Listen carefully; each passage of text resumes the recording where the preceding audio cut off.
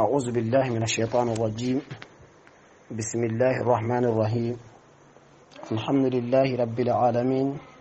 والصلاة والسلام على سيدنا محمد طب القلوب ودوائها وعافية العبدان وشفائها والنور لأبصار وضيائها وعلى آله وصحبه وسلم تسليما كثيرا آمين. أنبي الله سبحانه وتعالى تنو كبركة tu ka neman kisi ni Allah subhanahu wa ta'ala bulu akuche ala kiraka neman kisi be aka no temena tuba misriba city kan amba befo dante folimina ant lina herala ambe Allah subhanahu wa ta'ala dili akant li herala akan shi herala aka sababu nyama latiki ambe la jelenye ambe ala dili aya yananga soma amba befo dante folimina cɛ ani muso denmisɛn ani mɔgɔkɔrɔba sidi karamɔgɔw a fiqhu karamɔgɔw a kuranna karamɔgɔw a kasira dalaw ayiwa a biro kɔnɔna mɔgɔw an ka foli bɛ ka taara bɛɛ lajɛlen ma cɛ ani muso n'o tɛmɛna ka bɔ yen nɔ alakira bɔnnaw an ka foli bɛ ka taara aw bɛɛ lajɛlen ma shirifu ni quraysiw an b'aw bɛɛ fo dante foli min na n'o tɛmɛna ka bɔ yen nɔ foli bi ɲɛsin siti o siti ni walanda ninnu bi boli ka taa o sanfɛ an b'u bɛɛ fo dante foli min na n'o tɛmɛna an bɛ dugawu kɛ aw bɛɛ lajɛlen ye ka dugawu ɲini aw bolo an b'a fɔ Allah subhanahu wa ta'ala ka hɛrɛ kɛ an bɛɛ, Allah subhanahu wa ta'ala ka sababu ɲuman latigɛ an bɛɛ, ala ka yafa an ka junubu kelen bɛɛ lajɛlen ma a caman n'a fitini, Allah subhanahu wa ta'ala ka limaniya di an ma k'an ka limaniyaw dafa, ala ka gerejogo foni ka haminanko bɛɛ lajɛlen nɔgɔya. Allah subhanahu wa ta'ala ka hɛrɛ kɛ an ye, an bɛ mun ɲini ala bolo diɲɛ ani lahara ala ka nɔgɔya an ye, an bɛ sira fɛn o fɛn fana ye Allah subhanahu wa ta'ala k'an kisi nin bɛɛ lajɛlen ma. Ayiwa haminanko bɛ maa na ala k'o ka hami dilan, min ta de ye denko ye ala ka den nɔgɔya o ye,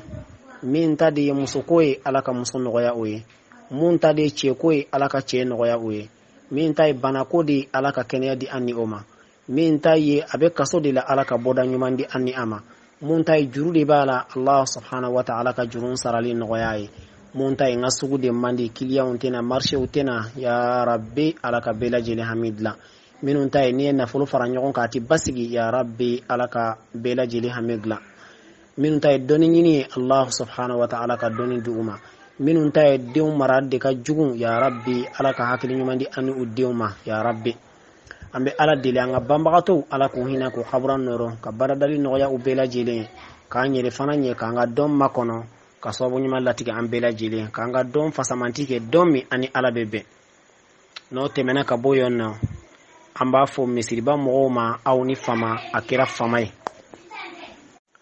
an b'a fɔ misiriba mɔgɔw ma ko a kɛra fama ye, nka fama juguman kun tɛ, a kɛra fama ye yɛrɛ yɛrɛ de vraiment an tun famana ka walandaw bila ayiwa darura gelenw kama, o darura ninnu tun ye jumɛn ye Allah subhanahu wa ta'ala y'a nɔgɔya ye, an tun taara hiji la ɲina agence majura ayiwa o ye an yɛrɛ ka agence dɔ dilannen dɔ ye ani mɔgɔ bɛ taga hiju la, bon o kama an tun taara ni hijidenw ye Maka. Ayiwa mɔgɔ minnu bɛ agence majura site kan an b'an profiter yan nɔ k'u bɛɛ lajɛlen fɔ, site dɔ dayɛlɛlen b'an bolo WhatsApp kan agence majura an b'a mɔgɔ bɛɛ lajɛlen fɔ. Ayiwa n'o tɛmɛna ka bɔ yen nɔ k'an to baara ninnu kɔnɔna la, an tun bɛ baara minnu passera Maka yen nɔ an bolo, an tun b'u bila ayiwa agence majura site sanfɛ, an tun bɛ u bila ayiwa an ka Facebook fana sanfɛ, mɔgɔ caman ye u lasɔrɔ yen nɔ, mɔgɔ caman fana bɔra a kalama nin cogoya in de la. Ayiwa an ye dugawu kɛ bɛɛ lajɛlen ye Maka yen nɔ, ala b'a kalama, an ye dugawu kɛ bɛɛ, an ma mɔgɔ si tɔ kɔfɛ, an ye dugawu k'a bɛɛ lajɛlen ye. Bon mun de la k'an to Maka yen nɔ an tun tɛ se ka fɛn caman, an tun tɛ se ka fɛn bila misiriba site sanfɛ ka sababuya kɛ ale sariyaw ka gɛlɛn dɔɔni, yali n'an y'a kɛ a bɛna bɛn mɔgɔw ma an t'a dɔn, o kama site min kun kɛrɛnkɛrɛnnen b'an bolo agence majura yɛrɛ tɔgɔ la, an tun b'an ka ayiwa kumakanw n'an ka laseliw n'an ka video partager yen nɔ, fɛn fɛn kɛra hiju kɔnɔna la an y'a bɛɛ lajɛlen partager yen nɔ. Bon an tun bɛ dɔw bila radio majura fana site sanfɛ, bon an tun b'a bila ayiwa an yɛrɛ ka famille majura site dɔw fana sanfɛ, mais a kun tɛ bila misiriba sanfɛ, n filɛ k'a kun de fɔ nin ye parce que misiriba ale dilannen bɛ sariya dɔ de b'a la, bo ere mi me sharia gulan ikana ke ka a cin baka itugune o kuma be ala dili Allah subhanahu wa ta'ala ka dina in fam ya chugo nyumandi an kelen kelen bela jelema o kuma o famade tumbe yenno an nana fana Bamako ani foli kelaw tumbe nyogona fo kan se tuba yanno ani foli kelaw be tumbe nyogona mais bi alhamdulillah rabbil alamin lafiya commencer kana hali hijide mana bo hijula be dumini minun to be nama fo mako hidai anyo to be bere nteneina aywa Allah fiara doni o kama anko anga bo sur place kam misriba walanda dili damine comme antum be boyano fanu ta'amul tumba ambolo hakilla alaikum no era kosobe bo o kama zena annana mako be fencha manna me mako dobe aywa ala yiri batulu kechogo fiqhu siraka an karamogo marbala ay fencha manke ola o an ko amena fara ale fana kan nimbara ina ageleya na chaya yasa anale deme ka fando ta akola o kuma anye kitabu min keren ola nyafo choko mina fiqhu walanda bonya na chaya na geleya ere kama an karamogo marbala ale chamanke akola aya fo ka wala hakilla famya chaman sorolala mais an fana nana an be fara ale kan ni walanda in konnala anye kitabu minta kitabu khulasatu fiqhiyya ala madhhab al-imam Malik ya famya ka fiqhu walanda ku fara nyogon ka surunya ka gere suma aywa ka di ima ka soro amakini kuma chama nyere ka se ka famya basoro akola fiqhu jumene kodo Maliki ka madhhab fiqhu ode kodo Maliki mi aywa alidi tumbe salni ala kiraka misiri bay Medine alidi tunka madhhabi tumbe Makka alidi ka madhhabi tumbe Medina ko e madhhabi jumenye an fe ya Malila Senegal Mauritanie Morocco anga faranfi jamana mbela jilen tumbe madhhabi mun kan o de Malika madhhabu ye o choko ya kele ndi don fana anga sali were choko kunyo de anga sali ke choko de tunyo ye anga bato be sun ke choko jaka di choko hiju ke choko sinji tugu choko jaka bo choko nyumanya ke choko anga furu anga lada chaman bela jilen tumbe ni madhabu de sanfe ni madhabu ka tasira indeka madhabu ti dowere abe inafo alman maliki ala kiraka hadisa ufam ya choko mena ni ala kira kongo karamogo bela jilen ga famya tumbe no sahaba o makke o madda makenye famya la ni nyoro ina bela jilen ga famya ta kola okumana maliki ye famya munta ala kiraka dina ina ala kiraka hadisa ula qur'ana la yo okumana ode aka madhabu ye suna korote ko dina were be maliki yere bolode la okumana amina kuma o kechugo yode ko na amina fen foni nyoro ina mafo andati maga madhabu were la de o mana ke doron obsera ke wala srafe mella nyini ka maliki ka madhabu ni wala mogoy akase ka famya wa o chugo ya kelendo fana ni fen were me muni maliki ka minu ne kan fole inti kelenye abla ikono doron ko madhabu de ti kelenye ya famya masala nefsaka kuma kando fo yanno comme marbala kuma do fo ka teme abseka ke aywa aka kuma kan mogodo ye abiko fonko nyonya walma itaram maka ye tacho ko were yendo minti walma itara yoro la ye tacho ko were yendo abla ikono doron o ye mazhabu ka fonko nyonya de ye mazhabu ka famya ke choko didon suna bela jilinde ala kira ka sunna ya alayhi salatu wassalam ala ka dina famya choko nyumandi amma wa khulasatu fiqhiyya amena walanda damini odila suina abela jilimbe kuma fiqhu de ka ya famya o kuma na anye furam minke ni amasika walanda udi ambo yafa deli abela jilimbolo an karamogo madbala fana munya ta fana famana ma voyage la tara Maroc atagara Maroc insha Allah an killa atena meyeno na mena 10 jours akanga senkana atara chidola insha Allah ala kambe sawabama ale ambe bo makan kana neri na manyo nyere ambe bo makan ka Bamako soro o yaso ali na Tuba parce que akumbe Bamako wakati dola après nebe Bamako nebe na déplacer ngomina Tuba ale fanana na okuma na nkera nyo am fora nyo ko done kwa okuma na walanda kunjera ni wakati ni kon ambe bela jilen foko haketo nyina abulo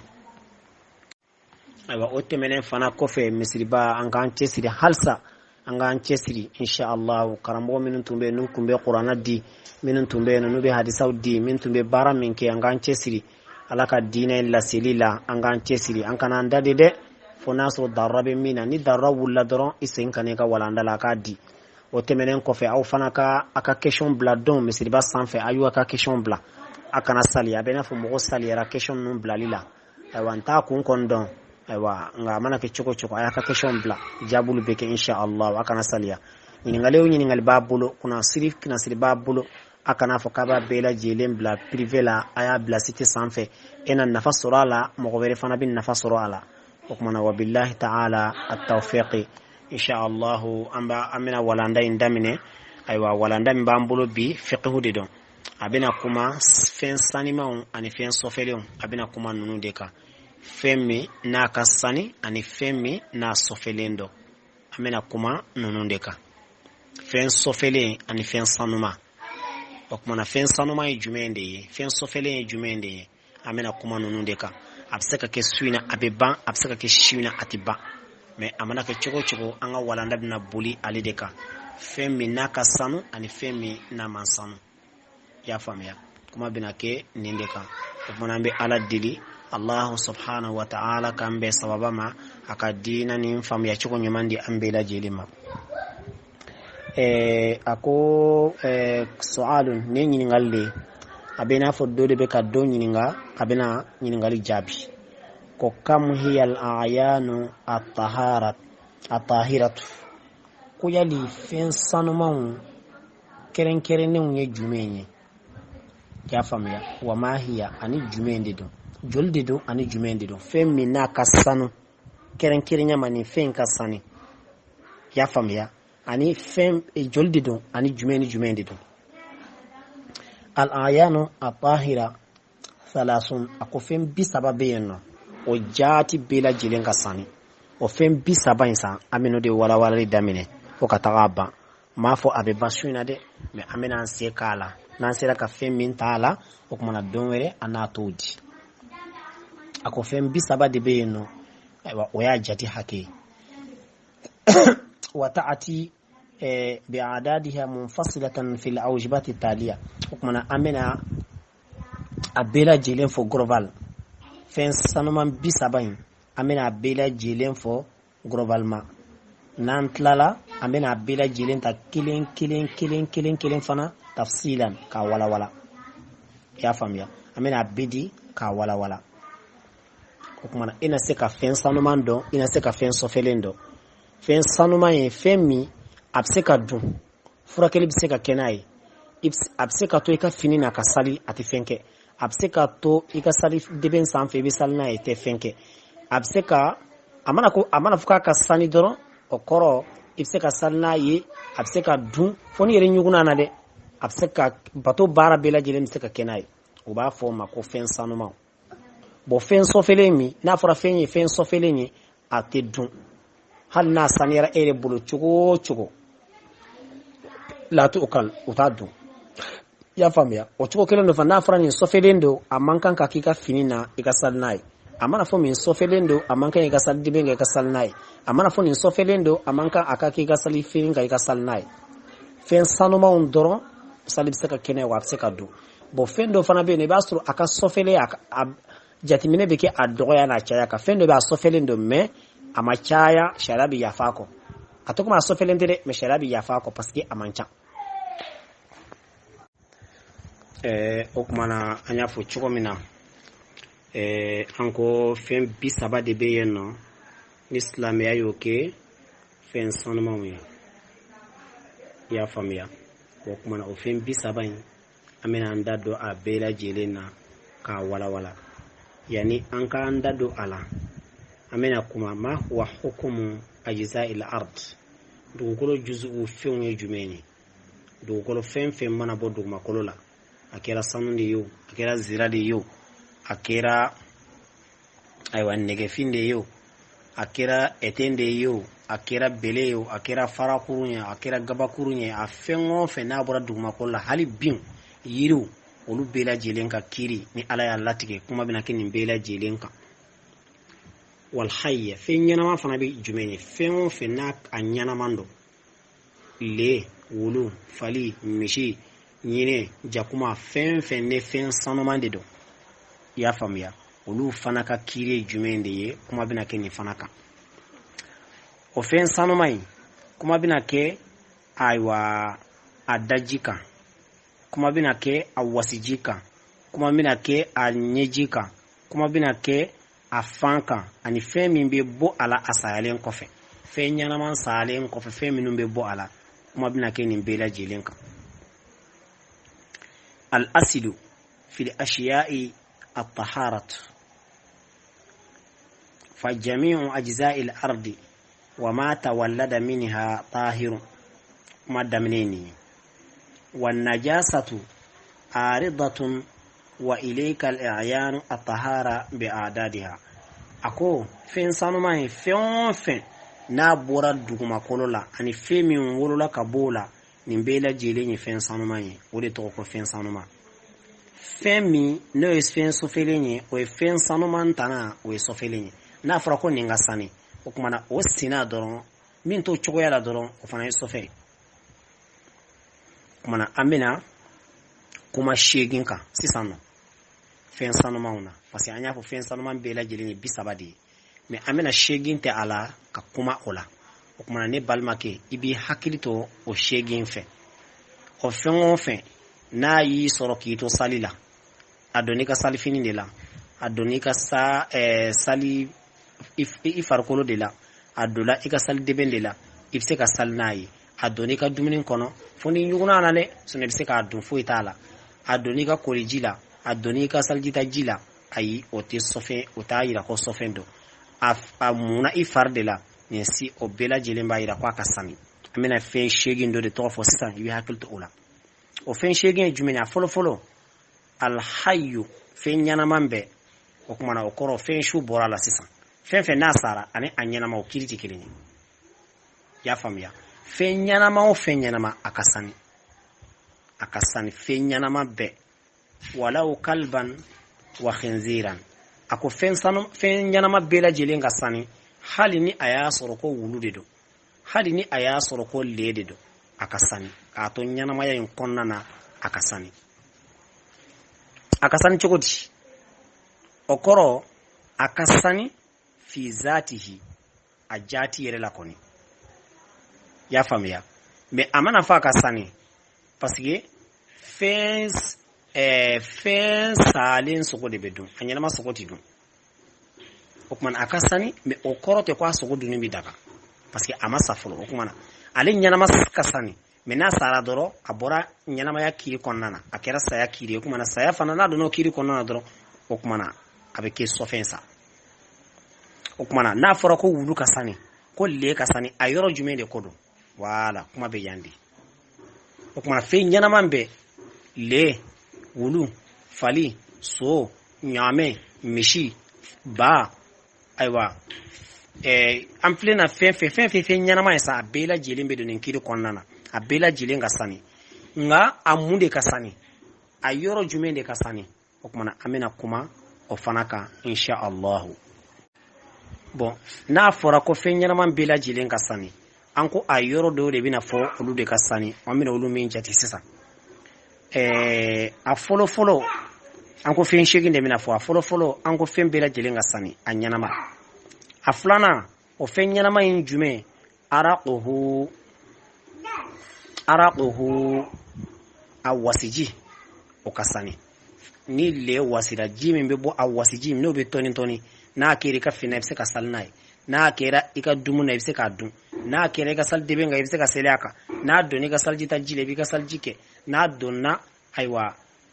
ika kolijila ibse ka kolike nai fen sanamandi do